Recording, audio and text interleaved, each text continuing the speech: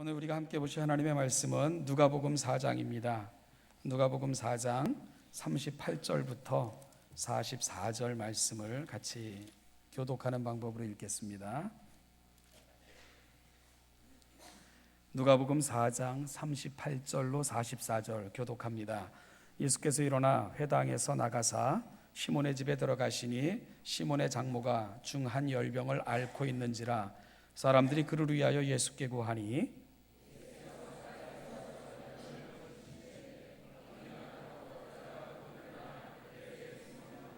해질 무렵에 사람들이 온갖 병자들을 데리고 나오매 예수께서 일일이 그 위에 손을 얹으사 고치시니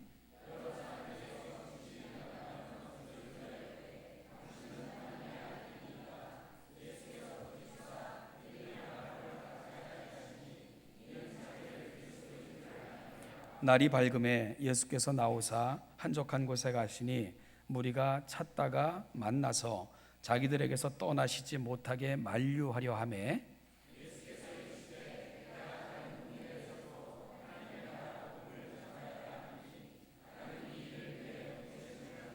같이 읽죠.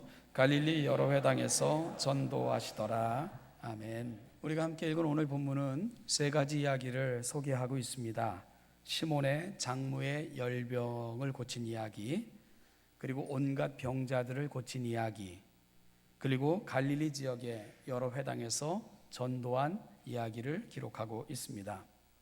자, 여러분, 그럼 이 세 가지 이야기를 담고 있는 오늘 본문에서 가장 중요한 단어를 선택하라면 어떤 말을 선택할 수 있을까? 여러분, 어떤 말이라고 생각합니까? 힌트가 43절에 있습니다. 여러분, 뭐가 오늘 본문을 풀어가는 가장 중요한 단어이고 개념일까요? 하나님의 나라라는 개념입니다. 오늘 본문에서 이 하나님의 단어라는 이 개념을 놓치면 사실 본문을 풀기가 쉽지 않고요. 그리고 이 단어를 놓치면 해석해도 잘못 해석할 확률이 높게 됩니다. 오늘은 이 단어를 중심으로 오늘 본문 말씀 함께 살피도록 하겠는데요. 세 가지 주제를 가지고 접근할까 합니다. 첫째는 하나님의 나라는 무엇인가 하는 거고요. 둘째는 그 나라의 특징은 무엇인가 하는 거고, 셋째는 우리는 그 나라에 어떻게 참여할 수 있는가.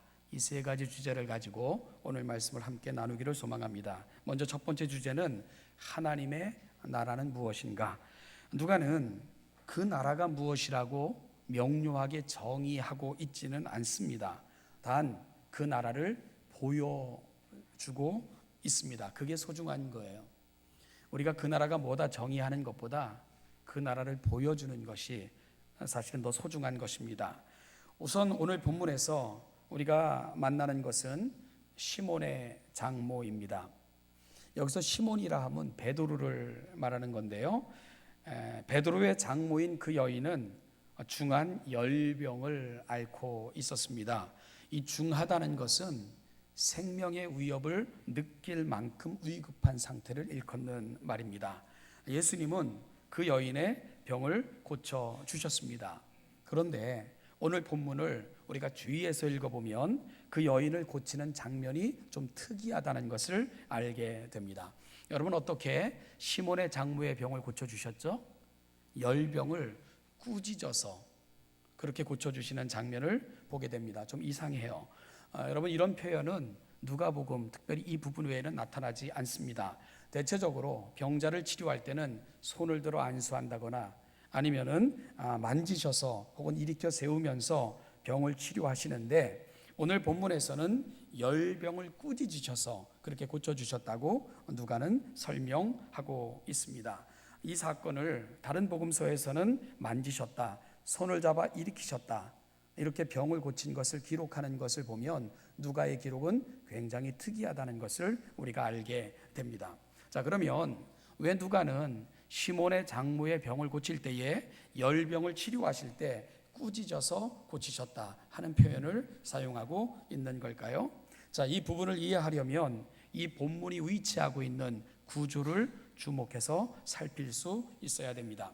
우리는 지난 시간에 누가복음 4장 31절부터 37절 말씀을 살폈는데요. 예수님께서 회당에서 가르치실 때에 귀신 들린 자들이 방해하고 그 귀신 들린 자에게서 귀신을 쫓아내는 이런 장면을 우리가 함께 살펴봤던 적이 있습니다. 가버나움에 있는 한 회당에서 가르치실 때 일어났던 사건입니다. 여러분, 귀신 들린 사람이 소리를 지르면서 예수님의 사역을 방해했습니다. 그때 예수님께서 그 귀신을 꾸짖어 잠잠하고 그 사람에게서 나오라 이렇게 명령하셨습니다. 그 귀신을 꾸짖고 계신 것을 우리가 보게 됩니다. 그리고 오늘 우리가 읽은 본문 중에서 베드로의 장모의 병을 고치는 이야기 뒤에 놓여 있는 41절 이하에도 보면 밤에 많은 환자들이 예수님께 왔고요, 예수님은 그들을 한 사람 한 사람 치유하시기 시작을 하셨습니다. 그런데 그 자리에는 귀신 들린 사람들이 많았고요, 그 귀신들이 예수님의 치유를 경험할 때, 치유의 사건을 이렇게 행하실 때 소리를 질러 당신은 하나님의 아들이십니다 하고 외치며 나아가는 것을 보게 됩니다. 그럴 때 예수님은 역시 그들을 꾸짖어서 쫓아내시는 장면을 우리가 보게 됩니다. 누가는 많은 환자들을 일일이 안수하여 고치실 때 특별히 그 중에 많은 사람들에게서 귀신이 떠나간 사실을 강조하고 있고, 예수님은 그들을 꾸짖어 쫓아냈다고 그렇게 설명하고 있는 겁니다. 그리고 오늘 베드로의 장모의 열병을 고치실 때도 그 열병을 꾸짖었다 이렇게 설명하고 있는 겁니다. 그러니까 베드로의 장모의 병을 고치는 이야기는 귀신을 쫓는 사건들 사이에 그렇게 위치하고 있는 겁니다. 자, 그렇다면 예수님의 사역에서 왜 이리도 귀신을 쫓아내는 기록이 많은 걸까? 왜 예수님의 사역 중에 귀신들이 물러나는 이야기들이 많은 부분을 차지하고 있는 걸까? 여러분, 그것은 이 세상의 권세 잡은 자 마귀가 예수 그리스도의 오심으로 말미암아 결정적인 패배를 경험하고 있다는 것을 복음서의 저자들은 기록하고 있는 것이기 때문에 그렇습니다. 그리고 예수님이 오셔서 많은 병자들을 고쳐주는 사건도 여기서 우리가 이와 연관된 사건으로 그렇게 해석을 해야 된다는 거죠. 마귀가 권세를 잡고 이 세상에서 그 권세를 드러내는 방법이 있어요. 그게 뭐냐면 바로 사망을 가지고 성도들을 위협합니다. 그리고 때때로 고난과 핍박, 질병 같은 것들을 통해서 성도들을 협박하게 됩니다. 그래서 많은 사람들이 죽음과 또 질병, 핍박, 환난 이런 것들 때문에 많이 무너짐을 경험하게 되는 거죠. 그럴 때 이 귀신이 많이 추출됐다 하는 건 뭡니까? 하나님의 권세가 임했다는 걸 보여주고 있는 거예요. 그리고 많은 병자들이 일으킴을 받았다는 것은 그 사탄의 권세로부터 노임을 받았다는 것을 그렇게 또한 보여주고 있는 겁니다. 여러분, 예수를 영접한 사람들은 고난과 핍박, 생명을 단보로 하는 싸움에서도 결코 물러나지 않았습니다. 심지어 고난과 핍박이 닥쳐올 때 그걸 기쁘게 여기면서 마땅한 자들로 여기면서 담대히 고난과 핍박에 맞섰던 것이 예수 믿고 예수를 영접한 사람들의 모습이었습니다. 그리고 심지어 죽을 질병에 걸려서도 신앙을 포기하지 않고 고결함으로 그 죽음과 맞섰던 것이 예수를 영접한 사람들의 모습이었습니다. 무슨 이야기입니까? 마귀의 권세가 더 이상 그리스도인들의 삶을 지배하지 못하게 된 것을 반증으로 보여주고 있는 겁니다. 오늘 베드로의 장모의 이야기도 이런 역할을 하는 거예요. 예수님이 그 가정에 찾아가셨을 때 그들을 지배하고 있었던 악한 권세가 물러가고 그리고 진정한 치유가 임했음을 오늘 누가는 설명하고 있습니다. 그러니까 여러분, 예수님께서 꾸짖으신 것은 인격체도 아니고 유기체도 아닌 질병을 꾸짖고 있는 것이 아님을 우리가 알아야 됩니다. 결국은 그 권세로 자신들이 가지고 있는 그 권세, 그것으로 사람들을 억누르고 사람들을 위해 군림하고 사람들을 협박하고 사람들을 어려움으로 내몰고 있는, 그러므로 말미암아 사람들을 힘들게 만드는 결국은 그 마귀를 향한 우리 주님의 도전이고 우리 주님의 꾸짖음인 것을 우리가 알게 되는 겁니다. 그리고 예수님께서 열병을 꾸짖으실 때 그 열병이 물러갔다는 것은 그의 권세가 더 이상 그 인생 가운데 역사하지 못하고 있음을 설명하고 있는 거죠. 그래서 귀신들을 내어 쫓을 때 꾸짖으셨던 것처럼 예수님은 지금 열병을 꾸짖고 계셨다고 누가는 기록하고 있는 겁니다. 즉 귀신들의 권세가 인생들에서 물러가고 있고 새로운 권세가 인생들 가운데 임했음을 오늘 본문은 설명해내는 역할을 하고 있는 겁니다. 여러분, 우리는 이러한 기사들을 통해서 말씀드린 것처럼 누가는 하나님의 나라는 이겁니다 하고 정의하여 설명하고 있지는 않아요.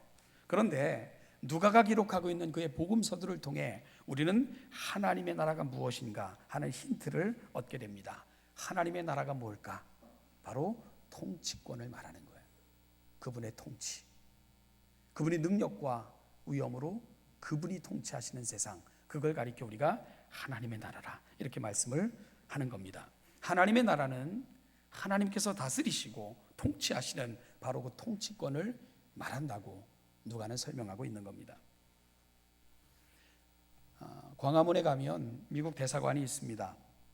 분명 한국 땅에 있지만 그 대사관 내에서는 한국의 주권이 미치지를 못합니다. 왜냐하면 그곳은 우리의 주권이 미치는 땅이 아니고 미국의 주권이 미치는 영역이기 때문에 그렇습니다. 그 안에서는 미국의 주권만이 영향력을 발휘합니다.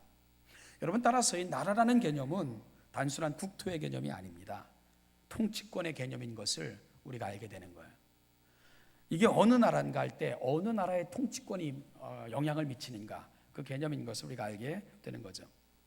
우리가 여행만 해도 어떤 특정한 나라를 우리의 발로 밟을 수는 있습니다. 그러나 우리가 아무리 좋은 곳, 아름다운 곳을 여행하고 좋은 것을 즐겨도 여러분, 우리가 그 나라의 시민은 아니잖아요. 한 나라의 국민은 그 나라의 통치권의 영향을 받아야 비로소 그 나라의 백성이 되는 겁니다. 그런 면에서 오늘 이 아침 우리는 좀 질문할 필요가 있습니다. 지금 우리는 어디에 속해 있는가? 내가 속해 있는 나라는 어디인가? 하나님의 나라인가? 아니면 마귀의 나라인가? 하나님의 임재 안에서 그 나라의 법인 하나님의 말씀을 사랑하며 그 말씀을 힘써 지키려 애를 쓰고 그 백성답게, 그 나라의 백성답게 그 왕 되신 하나님을 경험하며 그 임재를 우리가 느끼면서 그렇게 거룩한 삶을 살고자 애쓰면 우리는 하나님의 나라의 백성들입니다. 그러나 하나님이 우리 삶의 어떤 자리에서도 전혀 경험되어지지 않고요, 그리고 그 하나님의 임재를 전혀 의식하지 않고, 그리고 하나님의 말씀의 법은 내 삶에 어떤 영향력도 미치지 못하고 그저 우리의 생각을 조차, 욕망을 조차 세상의 방식과 가치관대로 의식 없이 살아가고 있다면 우리는 사실 그 나라의 백성은 아닌 거예요. 우리가 어느 법의 영향을 받고 사느냐, 누구의 지배를 받고 사느냐, 그게 내가 속해 있는 나라를 결정하는 것이기 때문에 그렇습니다. 여러분, 우리가 다른 종교의 이 템플에 앉아 있는 게 아니고 교회에 앉아 있고요, 우리가 다른 종교의 그 종교 예식에 참여하는 것이 아니고 하나님의 이름으로 지금 예배하고 있고, 우리가 어떤 설법이나 다른 종교의 강연을 듣고 있는 게 아니고 설교를 듣고 있어요. 하나님의 말씀을 듣고 있어요. 그럼에도 불구하고 우리가 그 듣는 말씀, 묵상한 말씀, 그리고 예배 가운데 간절히 소망했던 하나님의 임재, 이런 것들이 우리 삶에 하등의 영향을 미치지 못하고 있다면 우리는 그 나라의 시민이 아니라는 거예요. 우리는 그 나라의 백성이 아니라는 사실입니다. 오늘 이 아침 우리가 살아왔던 삶을 좀 돌아보면서 진지하게 좀 질문했으면 좋겠습니다. 나는 어디에 속해 있는가? 나는 어느 나라의 시민으로 살아가고 있는가? 하나님의 나라의 백성, 그 하나님의 나라의 법이 나를 통제하고 영향을 받는 그 나라의 시민으로 나는 살아가고 있는가? 여러분, 그 나라의 시민으로 살아가는 게 왜 중요한 줄 압니까? 그래야 그 나라의 왕이 우리를 지키시기 때문입니다.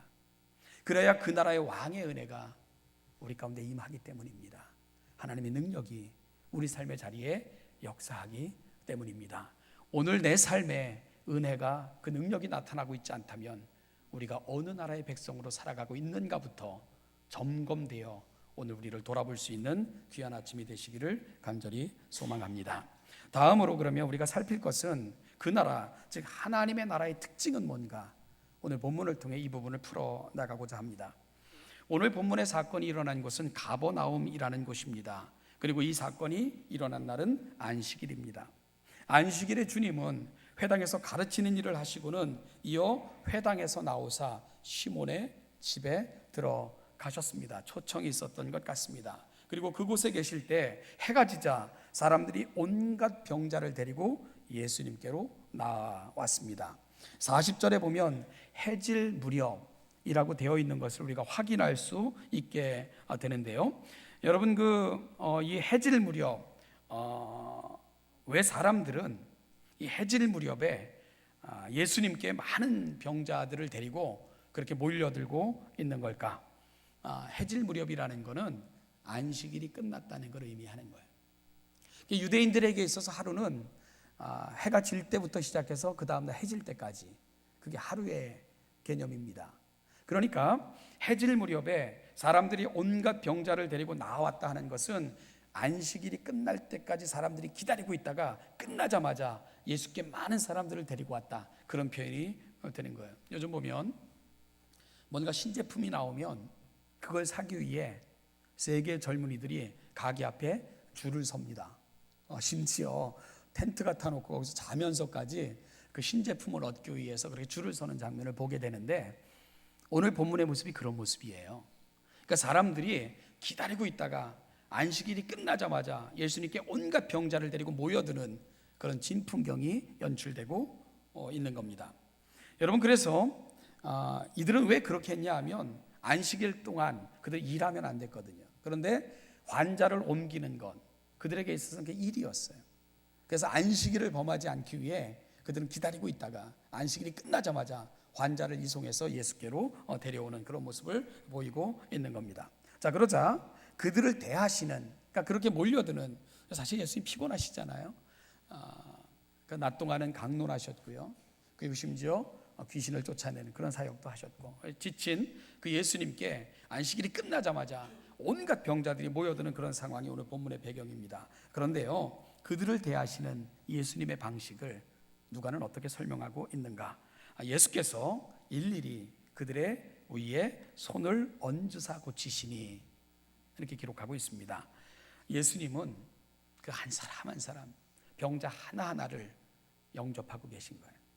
그 머리 위에 일일이 손을 얹어 거기 치유하고 계신 예수님의 모습을 발견하게 됩니다. 그곳에 모인 사람들, 그곳을 찾은 사람들, 어떤 사람도 예수님은 도외시하거나 예수님의 시선에서 벗어난 사람은 한 명도 없었다는 것을 누가는 기록하고 있는 거죠. 그곳에 모인 모든 사람들을 예수님은 하나의 인격체로 그렇게 대하고 계셨습니다. 밤새 그렇게 하셨어요. 밤새.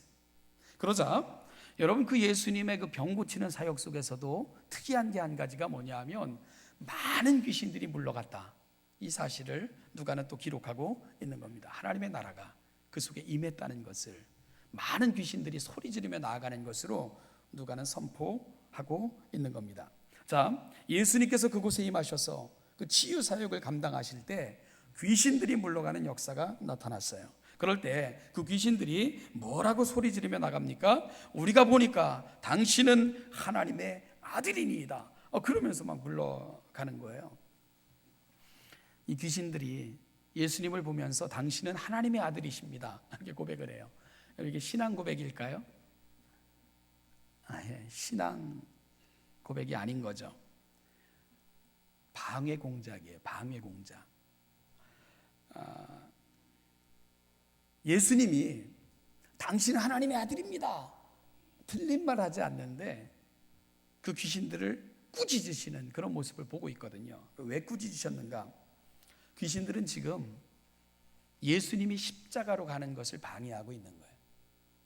십자가를 방해하고 있는 겁니다. 여러분, 예수님을 광야에서 시험할 때도 마귀는 십자가 없는 영광을 제시했어요. 십자가 없는 권세를 제시했습니다. 그러면 저와 여러분들이 이 자리에 앉아 있을 수가 없는 거예요. 예수님이 이 땅에 오신 이유는 둘째 아담으로 오셔서 모든 인류가 그 구원에 참여하기를 바라시며 그건 십자가를 통해 완성될 사역인데 마귀는 지금 그것을 방해하고 있는 거예요. 예수를 드러내게 해서 많은 사람들에게 더 인기 얻게 해서 그 인기와 권세에 머물러 있게 하려는 것, 그게 한결같이 끊임없이 마귀가 예수님을 시험하고 그 제자들까지 동원하고 제자들의 마음을 현혹하면서까지 마귀가 했던 방해 공작인 것을 우리가 알게 되죠. 예수님은 그곳에 머물러 계시지 않았어요. 그래서 그곳에서 나와서 한적한 곳으로 자리를 옮기신 것을 보게 되는데요. 그러자 그곳까지 가버나움 사람들이 예수님을 찾아온 것입니다. 그리고 예수님께 요청했어요. 자기들을 떠나가지 말아달라고. 무슨 얘기죠? 우리와 더불어 여기 살자고 요청하고 있는 거예요. 예수를 킵하겠다는 거예요. 자신들 속에 예수 그리스도를 자신들 속에 머물게 하겠다, 그런 의도를 보이고 있는 겁니다. 자신들만을 위해 소유하겠다는 것, 그게 가버나움 사람들의 생각이었습니다. 그리고 마치 자신들의 구세주인 것처럼, 자신들의 필요를 위해 오신 것처럼 그렇게 예수님을 그들 가운데 머물게 하고 싶었던 것, 그게 바로 가버나움 사람들의 모습이었습니다. 그런데요, 여기에 신앙에 큰 함정이 있는 거예요. 그들은 지금 자신들만의 종교를 만들어 가고 있는 겁니다. 여러분, 종교라는 말은 인간의 필요를 채움받기 위해 인간이 만들어 놓은 어떤 조직 체계, 이걸 종교라는 말로 표현을 하는 겁니다. 거기에는 인간의 필요를 채워주는, 우리들을 만족시키는 그런 신만 존재하면 됩니다. 따라서 기독교가 종교가 되면 기독교는 미신이 될 수밖에 없는 거예요. 신앙은 내가 예수님을 소유하는 게 아닙니다. 내가 예수님을 따라가는 거예요. 종교는 내 속에 머물러 내 생각대로 만들어가는 게 아니라 그분의 뜻, 생각이 뭔지를 우리가 늘 묵상하며 그 하나님이 원하시고 기뻐하시는 바를 조차 그분의 발자취를 따라가는 게, 이게 신앙입니다. 예수가 우리 속에 머무는 게 아니라 우리가 그분 안에 머물러야 됩니다. 오늘 가버나움 사람들은 신앙을 거꾸로 생각하고 있는 겁니다. 자, 그렇다면 오늘 본문을 통해 볼 수 있는 하나님의 나라는 어떤 나라인가? 그 특징이 뭘까? 누구에게나 열려있는 나라라는 거예요. 그 누구도 예수님으로부터 환영받는 나라, 그 나라가 하나님의 나라입니다. 그리고 교회는 이 하나님의 나라를 확장해 가기 위해 부름받은 특별한 공동체라는 사실을 놓치지 말아야 됩니다. 아브라함 사람들처럼 우리끼리 우리의 유익을 위해서, 우리만을 위해서가 아니라 우리 주님의 시선이 어디에 머물러 있는지, 그분의 발걸음이 어디를 향하고 있는지, 그들의 마음이 어디를 가고 있는지 그걸 살필 줄 알아야 우리가 하나님의 나라에 속해 있다는 증거가 되는 겁니다. 그것이 바로 하나님의 나라의 본질이고 예수님을 통해 보여주고 계신 하나님의 나라의 특징인 것입니다. 오래된 교회들이 갖고 있는 특징이 있어요. 가버나움 사람들 같아지는 거예요. 그냥 우리끼리 편하면 돼요.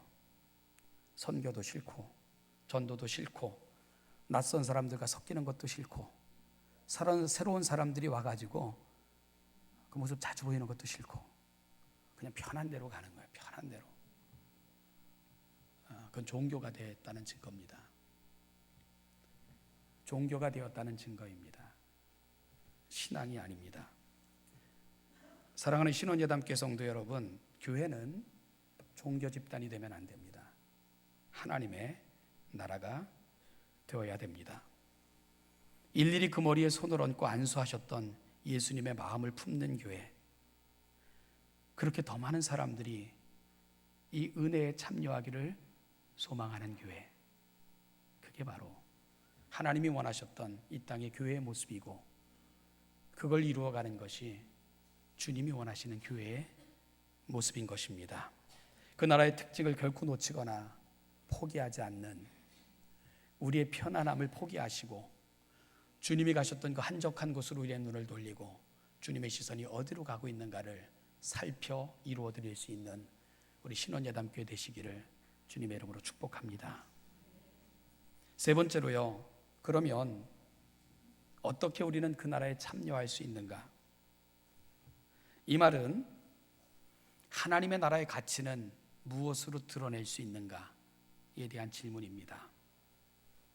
다시 베드로의 장모의 이야기로 돌아갈까요?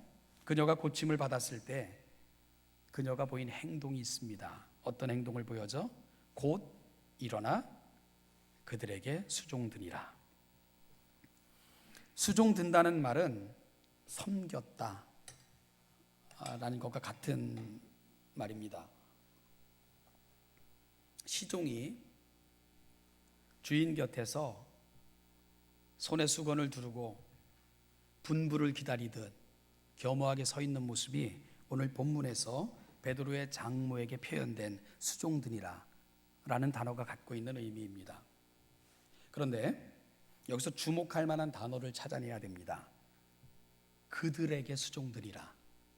누구에게 수종들었다고요? 누구에게? 그들에게 수종드리라. 예수님께 수종들었다는 게 아니에요. 누구에게? 그들에게 수종드리라. 그럼 그들이 누굴까?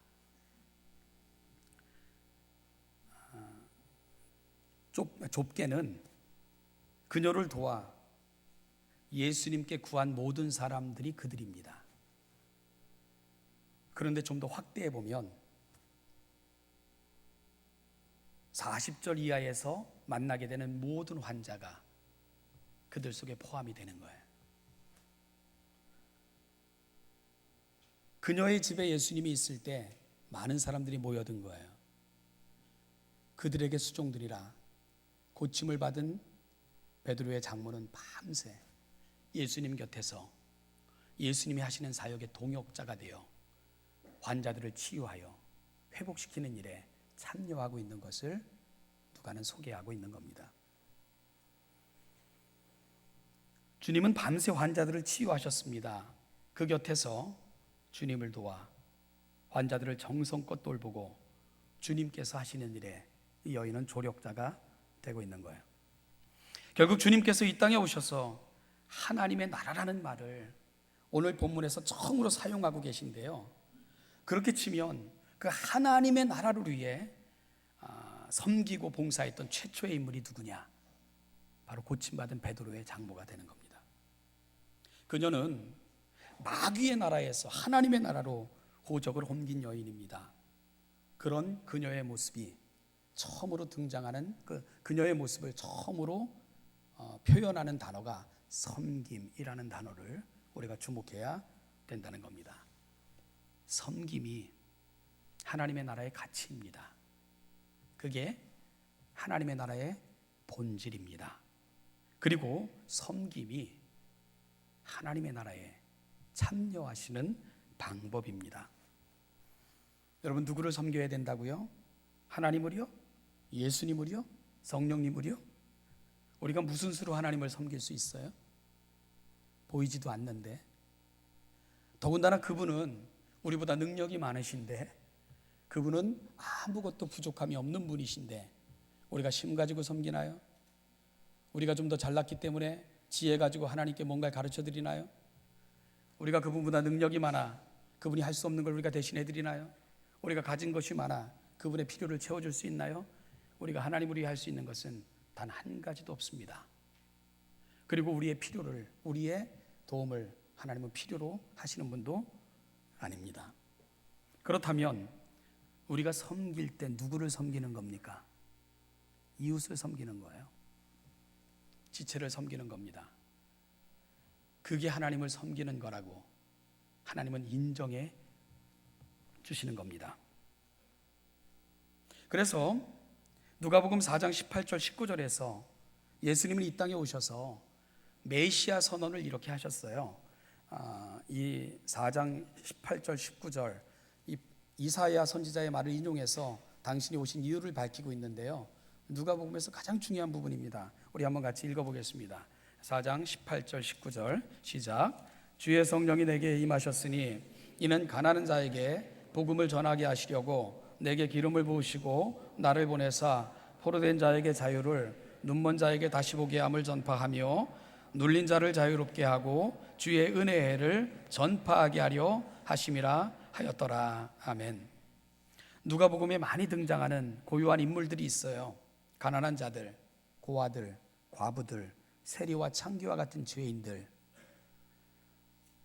이들이 우리의 섬김의 대상이라고, 그리고 그들을 높이기 위해 내가 왔다, 그리고 그러기 위해 내가 이 땅에 교회를 세운다.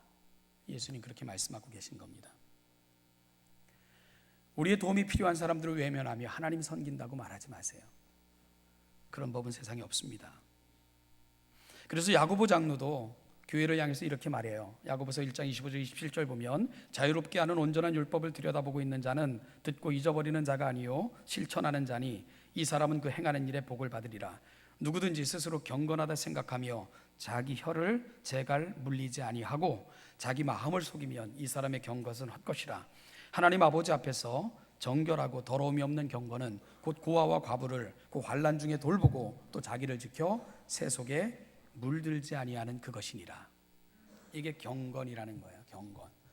경건은 척하는 태도에 있지 않아요.